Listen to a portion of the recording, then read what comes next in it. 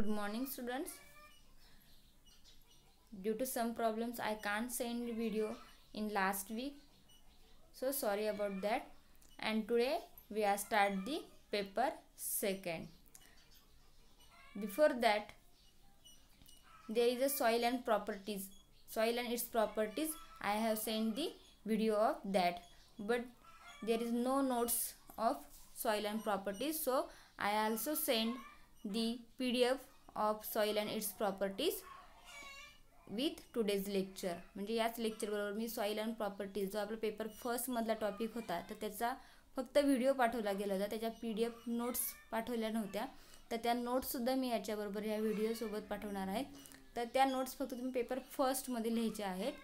Soil and properties पर्यंत आपण paper first मध्ये थांबणार आहोत.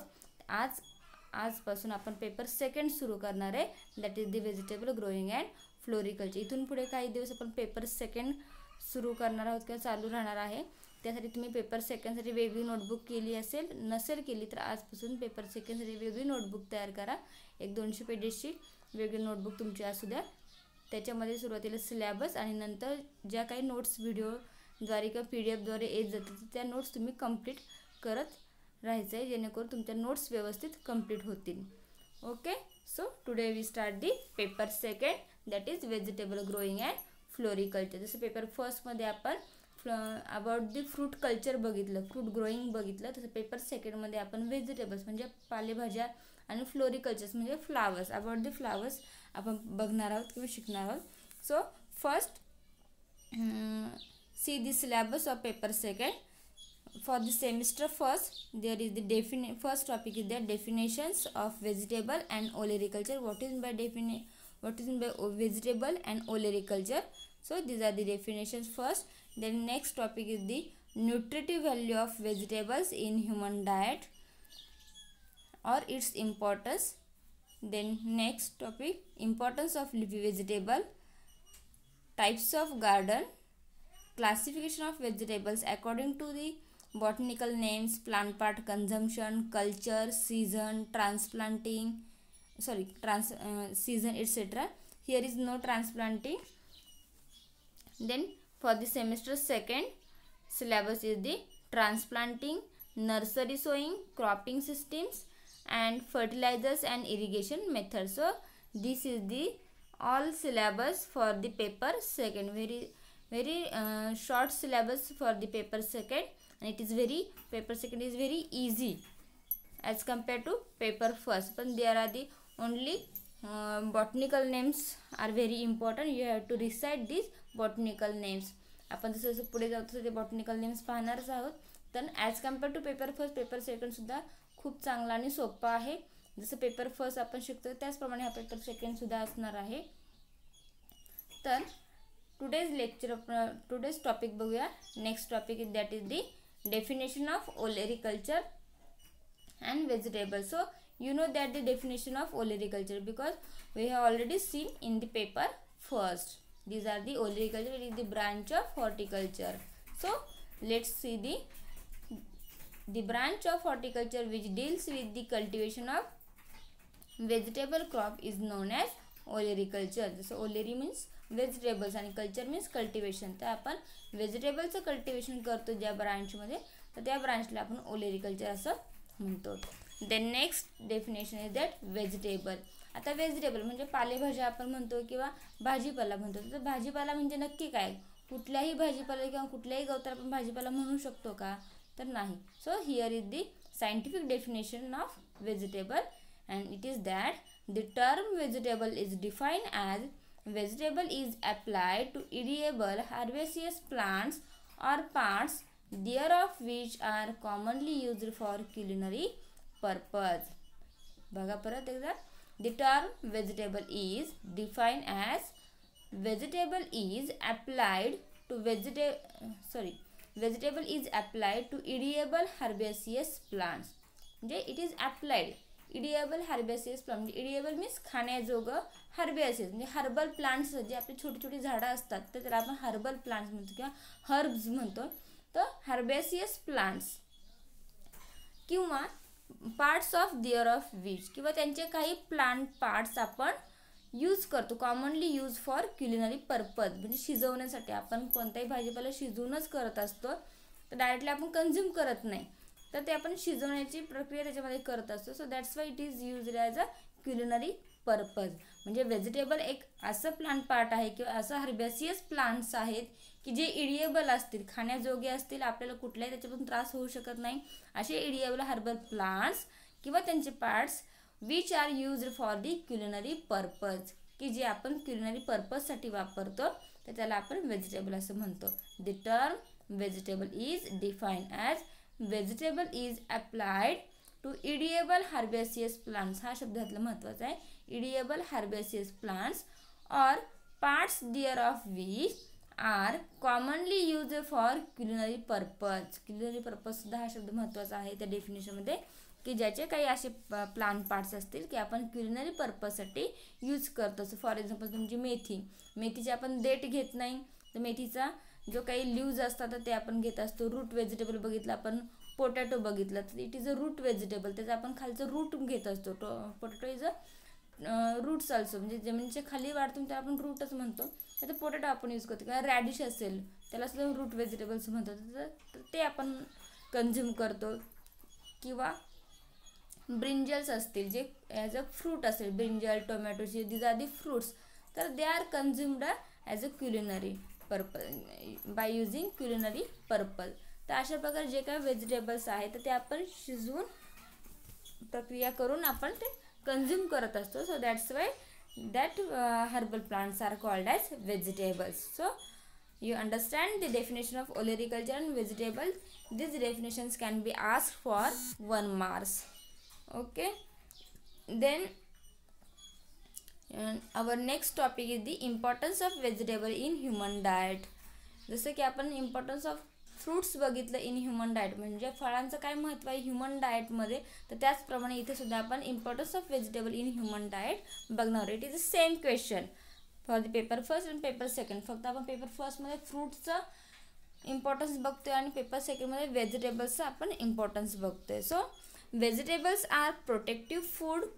संरक्षणात फूड म्हटलं जातं, जसं आपल्याला त्याच्यामध्ये भरपूर विटॅमिन्स, मिनरल्स असतील, कॅल्शियम असेल, बरेच सगळे न्यूट्रियन्स त्याच्यामध्ये असतात. त्यामुळे जे आपल्या बॉडीला प्रोटेक्ट करतं बाकीच्या डिसऑर्डरपासून, डिसिजेसपासून, आणि आपली बॉडी चांगली ठेवण्याचं काम करत असतं. So that's why these vegetables are called as protective foods. जर तुम्ही जर पेपर फर्स्टमधला हा टॉपिक तुम्हाला अंडरस्टँड व्यवस्थित झाला असेल तर हा टॉपिकसुद्धा पेपर सेकंडमध्ये इझिली तुम्हाला अंडरस्टँड होऊ शकतो. So vegetables are protective food. They are natural source of vitamins, minerals, carbohydrates are proteins in large quantities which are essential for maintaining health. So it is the natural source of, naturally त्यांच्यामध्ये व्हेजिटेबल्समध्ये vitamins, minerals, carbohydrates, proteins असतात जास्त प्रमाणामध्ये, की जे आपली body maintain करण्याचं काम करत असते किंवा हेल्थ मेंटेन करण्याचं काम करत असतं. So India is a primarily agriculture based country. India is a primary agriculture based country. जसं आपला भारत देश हा कृषीप्रधान देश आहे असं म्हणतो आपण. तो that's why agriculture based country, and most of the Indians are vegetarian, and that is why vegetables are most important in our country. most of the आपल्या इंडियामध्ये most of the peoples are vegetarian, शाकाहारी आहे. त्यामुळे भाजीपाल्याला जास्त महत्त्व आहे. भाजीपाला जास्त कन्झ्युमसुद्धा केला जातो आणि त्याचा स्कोपसुद्धा भरपूर वाढतो. At present the diet of average Indians are imbalance. जसं आपण जर संतुलित आहार जर इंडियन्स लोकांचा पाहिला तर तो इम्बॅलन्स आहे, बॅलन्स व्यवस्थित नाही, संतुलित आहार तो व्यवस्थित नाही आहे.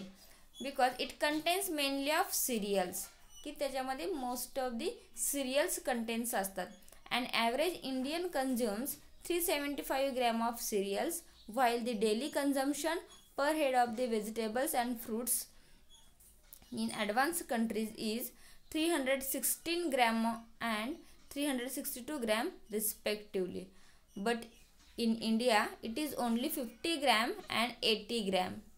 जर आपण पाहायला गेलं तर आपल्या देशामध्ये सुद्धा व्हेजिटेबल्सपेक्षा सुद्धा जरी शाकाहारी असले तरी त्यांच्यामध्ये डाळीचं प्रमाण किंवा कडधान्याचं प्रमाण जास्त असतं आहारामध्ये ॲज कम्पेअर टू व्हेजिटेबल. म्हणजे पालेभाज्या, हिरव्या पालेभाज्या खाण्यापेक्षा डाळींचं आणि कडधान्यांचं प्रमाण जास्त असतं. त्याच्यामुळे त्यांचा आहार हा इम्बॅलन्स असतो. प्रत्येक संतुलित आहारामध्ये तुमचे कडधान्य किती असले पाहिजेत, सिरियल्स किती असले पाहिजेत, पल्सेस तुमचे किती असले पाहिजेत, आणि व्हेजिटेबल्स, लिफी व्हेजिटेबल्स तुमच्या आहारात किती असले पाहिजेत, रूट व्हेजिटेबल्स किती असले पाहिजेत, याचा एक योग्य आकडा असतो की जेणेकरून त्याच्यामध्ये आपले तेवढे कंझ्युम दिवसभरात आपण केले पाहिजेत.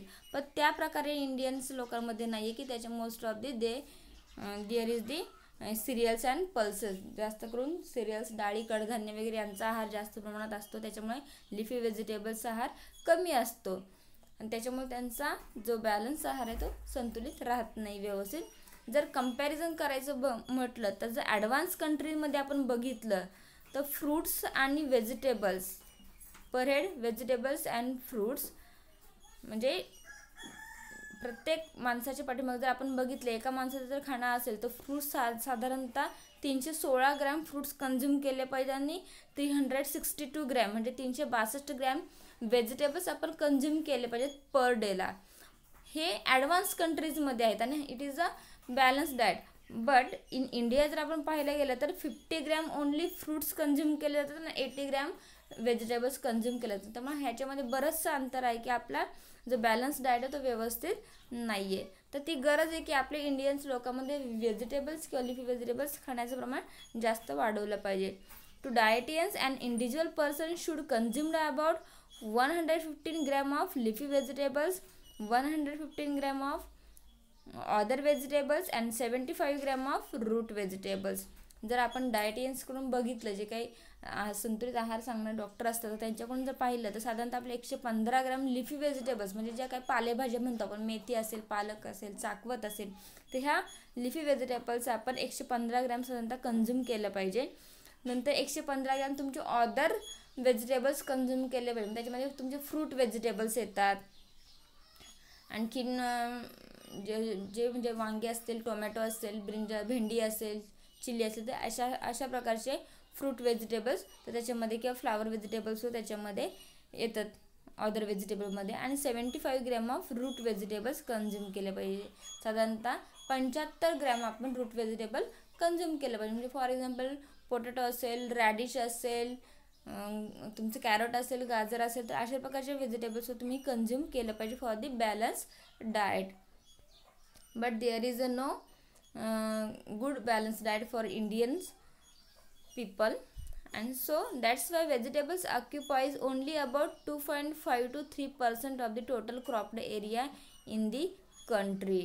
साधारणतः आपला जेवढा इंडियामध्ये टोटल क्रॉप्ड एरिया म्हणतो आपण, म्हणजे जेवढा शेतीखाली जो एरिया आहे तर त्याच्या फक्त 2.5 ते 3% म्हणजे 2.5 to 3% ओनली तेवढ्या एरियामध्ये व्हेजिटेबल्स ग्रो केले जातात.